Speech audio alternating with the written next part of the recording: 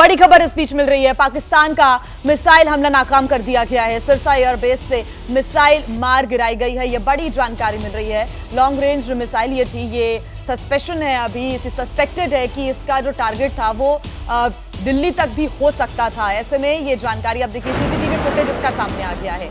इस CCTV footage को ध्यान से देखिए। पाकिस्तान का मिसाइल हमला कैसे नाकाम कर दिया गया। जो हमारे एयर डिफेंस सिस्टम है काबिल तारीफ है, क्योंकि वो लगातार इस तरह के जो मिसाइल अटैक से उनको नाकाम कर रहे हैं, ड्रोन हमलों को नाकाम कर रहे हैं। और अब आप ये सीसीटीवी फुटेज देखिए। इस फुटेज से आपको अंदाजा होगा कि कैसे एक मिसाइल आती है, उसको नाकाम कर दिया जाता है और तेज धमाका होता है। तेज जो आवाज है वो यहां पर आती है। हरियाणा के सिरसा एयरबेस से इस मिसाइल को मार गिराया गया है। एक आसमान में लाइटनिंग जैसा होता है, बहुत ज्यादा रोशनी फैल जाती है चारों तरफ, और ये तस्वीरें बता रही हैं कि कैसे इस मिसाइल को नाकाम कर दिया गया। शिवांक हमारे साथ लगातार जुड़े हुए हैं। शिवांक, इन तस्वीरों में हमने देखा कैसे पूरा इलाका कुछ देर के लिए उजाला यहां पर हो जाता है, आग दिखती है, लपटें दिखती हैं, चिंगारी दिखती है। सिरसा एयरबेस से इस मिसाइल को मार गिराया गया है। लॉन्ग रेंज जो मिसाइल बताई जा रही है, अभी तक हालांकि ये शक है कि इसका टारगेट आखिर कहां पर था। जी बिल्कुल जी, देखिए अभी तक इसका टारगेट सस्पेक्टेड है, लेकिन जिस तरह की तस्वीर सामने आ रही है, एबीपी न्यूज़ एक्सक्लूसिव तस्वीर दिखा रहा है। तीन सीसीटीवी फुटेज हम लोग दिखा रहे हैं और ये आधे घंटे के टाइम लैप्स पर हैं। पहला जो हम लोग को यहाँ पर सीसीटीवी फुटेज दिख रही है वो दिख रही है 12 बजे से पहले की, 11:45 के आसपास की, जहाँ पर एक मिसाइल को इंटरसेप्ट करा जाता है। दूसरी जो फुटेज हमारे सामने आ रही है वो आ रही है 12:05 की। तो एक तरह से आप देखिए कि किस तरह से पाकिस्तान ने एक नहीं कई सारी लॉन्ग रेंज मिसाइल्स को फायर करा था, जिसे सिरसा एयरबेस से न्यूट्रलाइज कर दिया गया, नष्ट कर दिया गया। और देखिए ये भारत की जिस तरह से कैपेबिलिटी है, भारत की लॉन्ग रेंज मिसाइल को न्यूट्रलाइज करने के लिए पूरी दुनिया, देखिए इजराइल की हमेशा बात करता है कि देखिए इजराइल के पास आयरन डोम है, लेकिन जिस तरह से भारत लगातार पिछले 3 दिनों से पाकिस्तान के एरियल हमलों को लगातार न्यूट्रलाइज कर रहा है, तो उसे एक बात तो साफ है कि ये जो भारत का आयरन डोम है ये पूरी दुनिया में सबसे ज़्यादा बेहतर है। जैसे तस्वीरों में आप देखिए कि किस तरह से ये लगातार ये जो पूरी मिसाइल है, ये मतलब प्रोजेक्टाइल बनाकर आती है, फिर उसके बाद इसको न्यूट्रलाइज करके धू करके ये अपने आप नीचे गिर जाती है। साफ तस्वीर में दिख रहा है कि किस तरह से पाकिस्तान के नापाक मंसूबों को भारत ने न्यूट्रलाइज करा, पूरी तरह से खारिज किया। लेकिन सबसे जो बड़ी बात है कि देखिए पाकिस्तान जो हमले कर रहा है वो लगातार सिविलियन इलाकों में कर रहा है। यहाँ पर भी अगर आप देखेंगे सिरसा की तरफ भी, तो किस तरह से पाकिस्तान हमेशा लगातार सिविलियन इलाकों को ही टारगेट बना रहा है। ये पाकिस्तान का जो सबसे बड़ा पूरी तरह से पाकिस्तान लगातार एक्सपोज हो रहा है। अभी इससे पहले हम लोग जम्मू कश्मीर की स्थिति देख रहे थे, वहाँ पर भी टारगेट कहाँ हुआ, सिविलियन इलाकों पर ही। हालांकि वहाँ पर भी पाकिस्तान की जो मिसाइल थी वो किसी भी हमारे एरिया को टारगेट नहीं कर पाई। अब तक की जो हम लोग को सोर्सेज के द्वारा जानकारी मिली कि उस मिसाइल को भी न्यूट्रलाइज कर दिया गया था। लेकिन जिस तरह से पाकिस्तान लगातार नापाक हरकत कर रहा है, चाहे वो कश्मीर में हो, चाहे जिस तरह से यहाँ पर कि उसका वो देश की राजधानी के ऊपर सस्पेक्टेड टारगेट था, तो ऐसे में यही दिख रहा है कि पाकिस्तान भारत के साथ लगातार युद्ध को बढ़ाना चाहता है। और देखिए ये लगातार ये पाकिस्तान की सोची समझी साजिश एक तरह से लगातार लग रही है, क्योंकि देखिए जिस तरह से पहलगाम पर हमला हुआ था उसके 6-7 दिन पहले, 1 हफ्ते पहले वहाँ के आर्मी चीफ ने जिस तरह से बयान दिया था, तो ऐसे में ये एक तरह का मैसेज था कि वो ये चाहते थे कि भारत ये जाने कि पहलगाम में जो आतंकी हमला है उसके पीछे वो हैं। फिर उसके बाद जिस तरीके से पाकिस्तान लगातार बिहेव कर रहा है तब से, ऐसे में यही लगातार लग रहा है कि पाकिस्तान भारत के साथ किसी भी तरह के सिचुएशन ऑफ वॉर में जाना चाहता है। कारण उसका कुछ भी हो सकता है। कई एक्सपर्ट्स का ये मानना है कि आसिम मुनीर एक तरह से तख्ता पलट करना चाहते हैं, तानाशाह बनना चाहते हैं, इस वजह से वो ये काम कर रहे हैं। कई लोगों का ये मानना है, कई एक्सपर्ट्स का, कि ये सारी चीज़ें मतलब चाइना के कहने पर कर रहे हैं ताकि इंडिया की जो इकोनॉमी है वो कोलैप्स हो। कारण कुछ भी हो, लेकिन लगातार पाकिस्तान जिस तरह से नापाक हरकतें कर रहा है, जिस तरह से एरियल अटैक लगातार कर रहा है, वो चाहे ड्रोन अटैक हो, चाहे मिसाइल अटैक हो, उससे एक बात साफ है कि पाकिस्तान भारत के साथ अपनी स्थिति को लगातार बिगाड़ रहा है।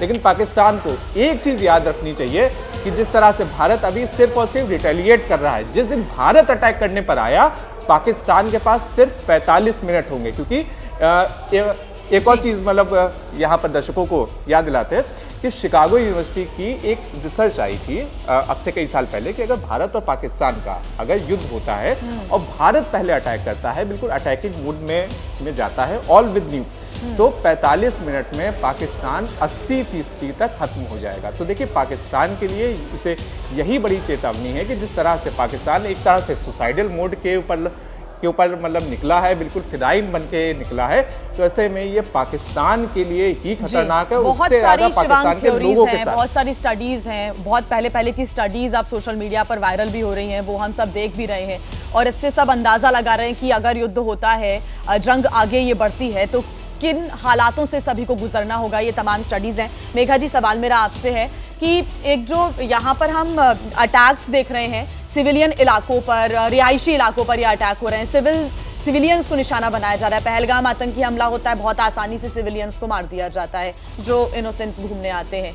अब पाकिस्तान तो इतना बुज़दिल है कि उसने अपना जो एयरवेज है, जो उसका एयर स्पेस है, उसको खोल दिया ताकि अगर इंडिया अटैक करता है तो उनके अटैक के अंदर कौन आए, उनके सिविलियंस आ जाए। मतलब कितनी बुज़दिली है ये कि इंडिया में भी सिविलियंस पर और पाकिस्तान खुद के भी लोगों को बख्श नहीं रहा है। देखिए, पाकिस्तान को हमारे प्रधानमंत्री जी ने, अगर आपको याद होगा, कुछ साल पहले जब काफ़ी हमले हो रहे थे, मुझे लगता है उरी के बाद या किसी एक बड़े हमले के बाद, प्रधानमंत्री जी शायद पुलवामा के बाद, उन्होंने एक बड़ी बात कही थी, पाकिस्तान एक टेरर स्टेट है। प्रधानमंत्री जी ने, मुझे याद है, अपने स्पीच में कहा था द मदरशिप ऑफ टेररिज्म या द मदरशिप ऑफ टेरर।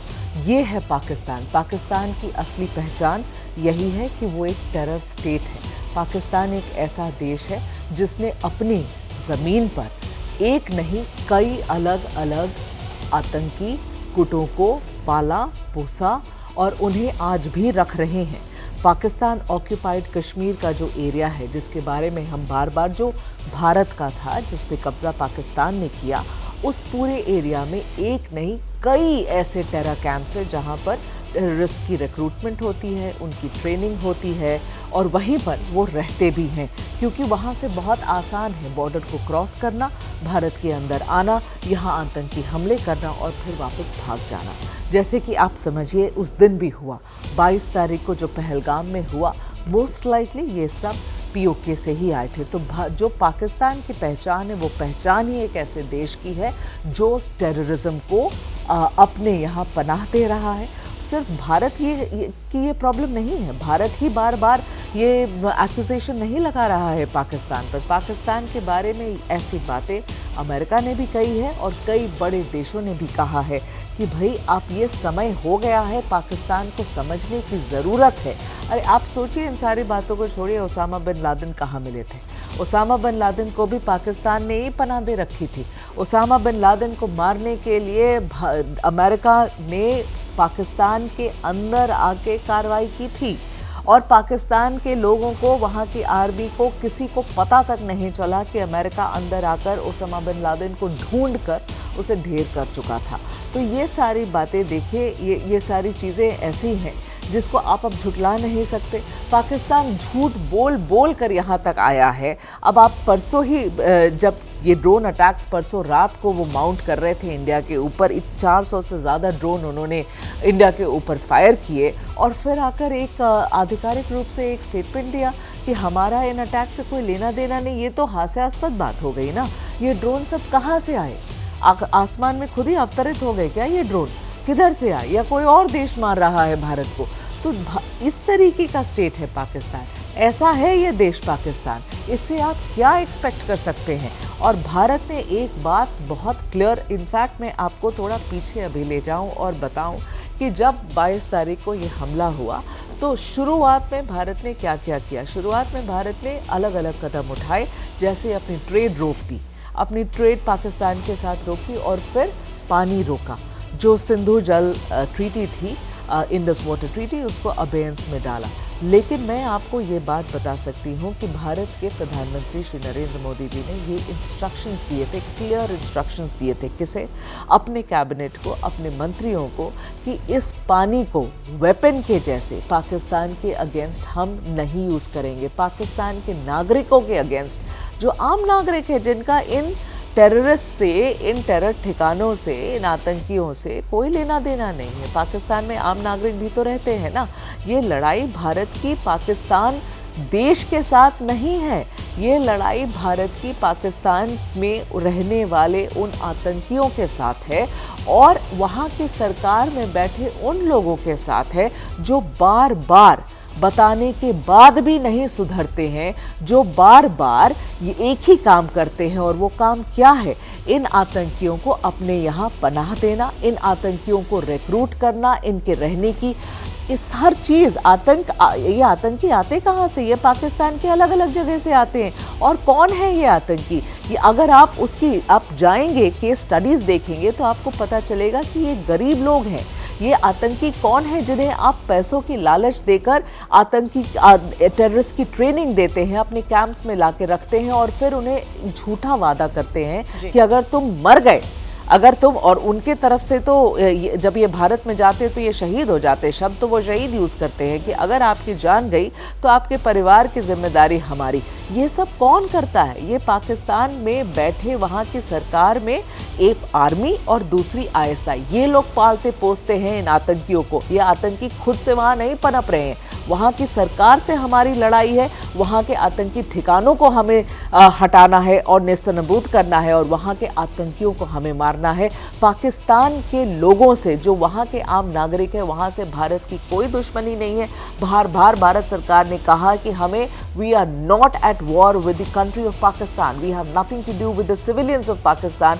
वो हमारे दुश्मन नहीं है। हमारे दुश्मन वो टेररिस्ट हैं जो भारत में आकर आतंकी हमले करते हैं, और हमारे दुश्मन उनके आका हैं, उनके हैंडलर्स हैं जो कि शायद पाकिस्तान की सरकार में बैठे हुए हैं। तो आप जब सवाल पूछती हैं कि कैसा है ये देश जो हमारे यहाँ सिविलियंस को टारगेट करे, ये ऐसा बुज़दिल देश है जिसने कल जब इनकी पोल खुली, कल जब भारत ने प्रेस कॉन्फ्रेंस किया और जब हमारे फॉरेन सेक्रेटरी मिस्री जी और हमारी 2 बहुत बहादुर ऑफिसर्स ने प्रेस कॉन्फ्रेंस किया, कर्नल सोफिया कुरैशी और विंग कमांडर व्योमिका सिंह ने, और उन्होंने अपने प्रेस कॉन्फ्रेंस में ये कहा कि पाकिस्तान ने, जब पाकिस्तान भारत के ऊपर कल हमला करने की कोशिश कर रहा था परसों देर रात, तब उसने अपना एयर स्पेस बंद नहीं किया था। उसके एयर स्पेस में सिविलियन एयरक्राफ्ट्स थे। तो क्या उसका मतलब होता? उसका मतलब ये होता है कि आप उधर से फायर कर रहे हैं भारत की तरफ, और जब भारत जवाबी कार्रवाई करेगा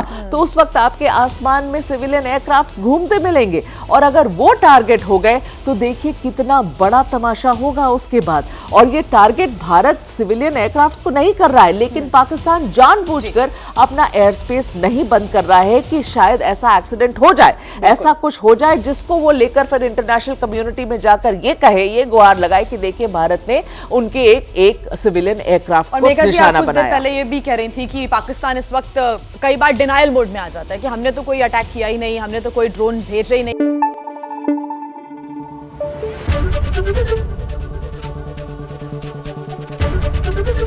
ABP न्यूज आपको रखे आगे।